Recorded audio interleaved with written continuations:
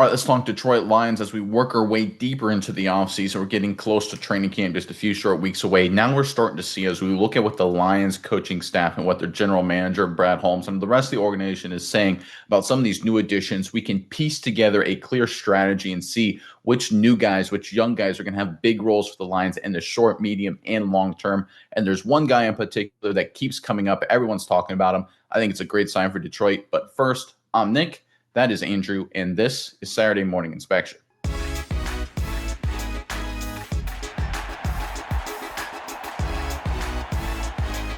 All right, in the second round of the 2025 NFL Draft, the Detroit Lions selected Tate Ratledge, the interior offensive lineman out of the University of Georgia, who did a lot of really good things for the Georgia Bulldogs.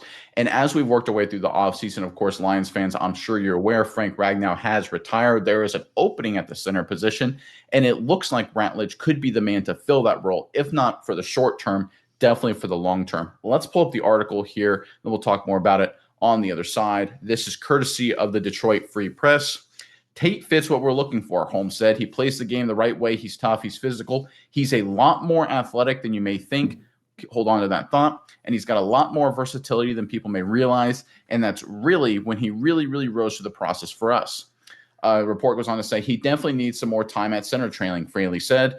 It's going to become natural for him. I thought what he did in rookie minicamp was pretty good for handling that. Our centers, like across the whole league, they do a lot. They have a lot on their plates. They're like quarterbacks on that O-line. They set a lot of the protections, a lot of the calls, and they work one-on-one with the QB. So in time, he's going to get it down and become a pretty good center here. So that last sentence from Fraley, I think, is the most important, saying he's going to get it down and become a pretty good center. I think based on that, it's clear they view Ratledge as their long-term prospect at the center position. And depending on how training camp of the preseason goes, he may be the immediate answer to replace, of course, the great Frank Ragnow. And when you go back to what Holmes has said in terms of the kind of guy that he fits in with the Lions, everyone's got this mindset of Dan Campbell's Detroit Lions team as they're just a bunch of nasty physical people, right? They're just maulers, throwbacks, old school. And that's not incorrect, but that's only part of the story. Let's go into our first image here to talk about exactly kind of the narrative when it comes to the Detroit Lions. This is just an overview of Ratledge's profile from NFL.com.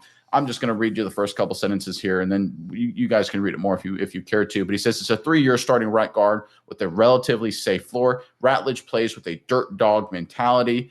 He has strong hands and uses them effectively to control and sustain a block. Here's the Ratledge lacks length and will reach when punching, opening enough to quick counters. He sees and handles twists with above average success and has enough anchor redirect power to protect his pocket. Ratledge's mentality and toughness should help him become a solid starter very quickly. So you can see based on the narrative reporting when it comes to Ratledge, right? And you see this in a lot of scouting reports. Okay, he's a big, strong physical presence, likes to maul people, pretty safe kind of pick, right? This is what you've seen across the draft boards. But this is where the Lions think differently. And if you look at what the Lions have done over the past couple of years, is they look at all of these prospects and they actually, well, everyone thinks about them as getting maulers and physical old school people. And that's true to a point. They also get the best athletes at their position. Let's go ahead and go to our table here next to highlight what I'm talking about. So this is a list of offensive players the Lions have added over the past few years. And I kind of just sampled across the board here. We've got Sam Laporta, Jahmyr Gibbs, Jamison Williams, Christian Mahogany, and Tate Ratledge there at the bottom. And you can see on the right entry of this table is the position athletic score ranking. And this is their ranking, each of these players among their position in terms of athletic score according to NFL.com. And you can see Sam Laporta was 5th, Gibbs was 3rd, Jamison Williams 8th, Mahogany was 7th, and Tate Ratledge is 1st. All of these guys top 8 or better at their position when they were selected. So this is the Detroit Lions. And you talk about that Holmes comment I mentioned a few seconds ago about they really like his athleticism, Ratledge's athleticism in terms of what he can do and how a lot of people sleep on his athletic ability. This is the Lions' secret sauce that a lot of people aren't focusing on. They do get the old school maulers. They get those tough physical dudes. That's undeniable. But that's sort of the narrative that just exists. What they really get and what they're better at every other team is focusing on getting great athletes and then developing them and coaching them. And this chart's a great example of this, right? Across the board, they get the best athletes generally at those positions regardless of where they select in the draft, right? They're always looking to get the top 6, top 7, top 8 athletes at every position and add them to Detroit. This was the secret of Frank Ragnow. He was a tough guy. He was a physical guy.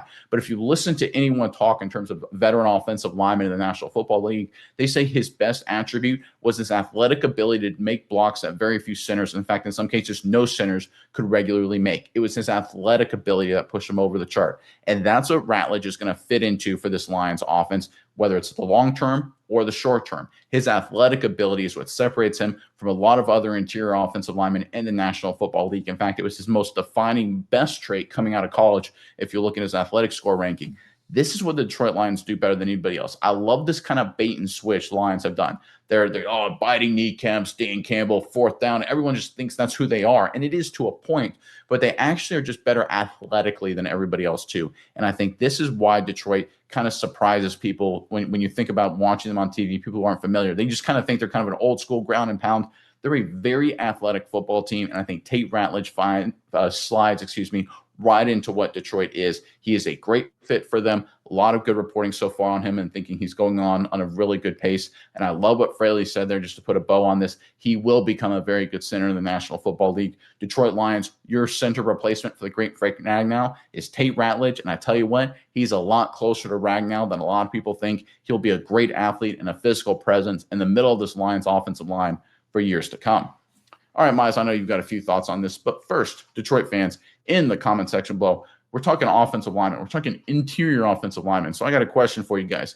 Who is the best interior offensive lineman in Lions history? We could go guard, we could go center, pick either, left guard, center, right guard, doesn't matter.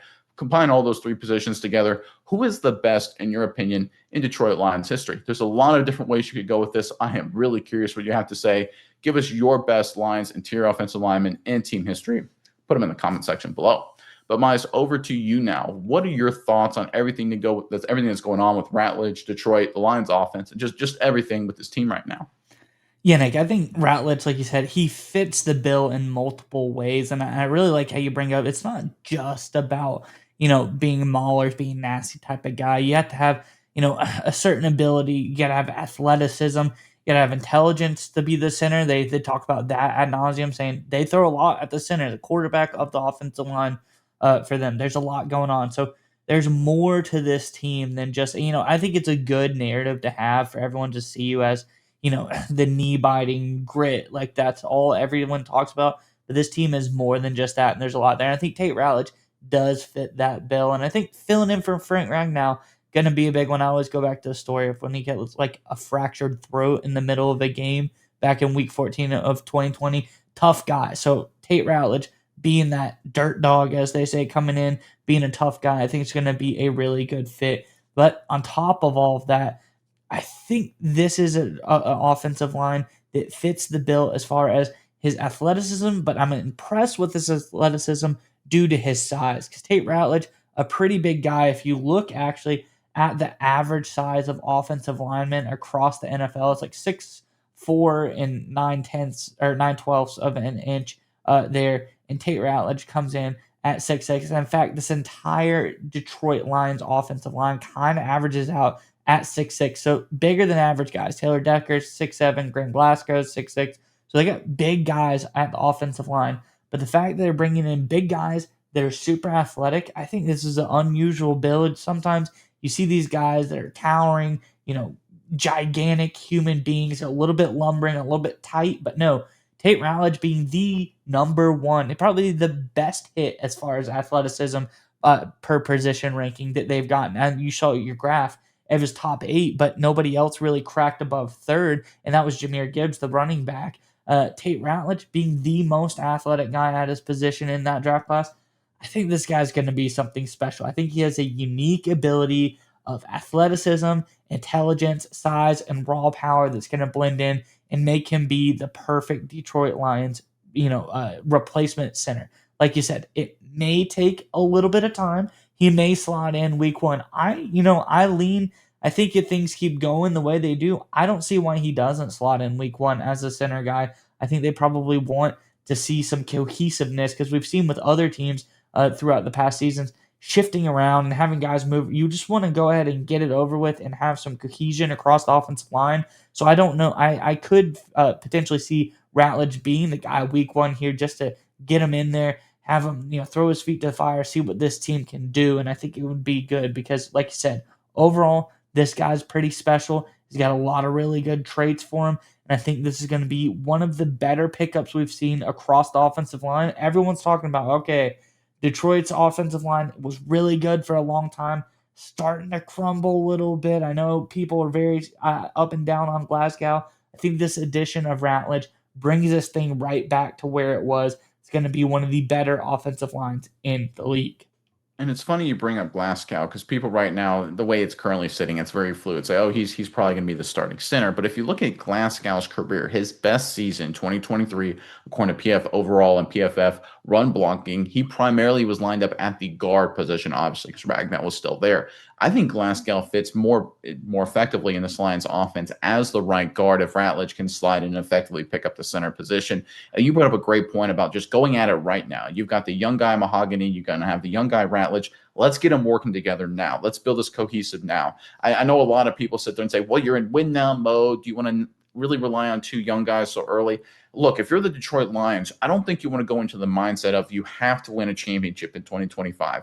This is a Lions team that has done, with thanks to Holmes, and Dan Campbell deserves a lot of credit as well. They've done a great job trying to set themselves up for multiple years of success. We don't view this Detroit team as a team that's, hey, it's a 3-year all in and then blow it up if they win or not after the season. They've been doing a great job building a foundation of a team that should contend for years and seasons to come. And I think having that mindset and continuing that mindset is really important.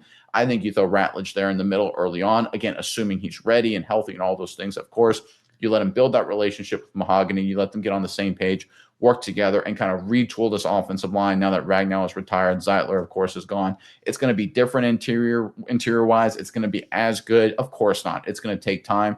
But you've got the veterans in place. You've got the great skill players in place. Right, now's the time you can work through the issues and try and figure out all the problems and then get ready for a deep postseason run this year and then build towards the future. One thing you don't want to do, and this happens sometimes, ask the Kansas City Chiefs last year. Great example of this. They relied on a rookie and expected it to go well, and then they just were flailing to find a replacement as the season wore on, and it hurt them in big moments, right? You want to be able to really, as soon as you can with these young guys, figure out exactly who your starting piece is going to be and give them the opportunity through training camp and preseason to figure out if they can be a starter. Don't wait till you get into the regular season to determine if he's the fix or not. And based on what the Lions are doing right now with Ratledge, they're throwing the center position at him. They're cross-trading him. They're like, okay, is he going to be our center? I think he will be, but if he's not the guy, if he's not ready, guess what? They'll figure that out now instead of week 14 in the NFL season like at Kansas City Chiefs were last year trying to figure out the left tackle position. You want to make sure you have plenty of time to figure it out. The Lions have done a great job giving themselves a good opportunity for that. I think they're in a strong position going forward with Ratledge personally. But if it doesn't work out and he's not ready, they've given themselves plenty of time to put together a good unit up front if he's not ready for the center position. So overall, the Lions have done a great job handling the Frank Ragnow retirement and really the changes up front in the offensive line. But personally, I believe Ratledge will be the guy early on. He's got all the skill sets you want: smart, physical, tough, and of course, a massively underrated athlete. This is looking like a great pickup here by the Detroit Lions.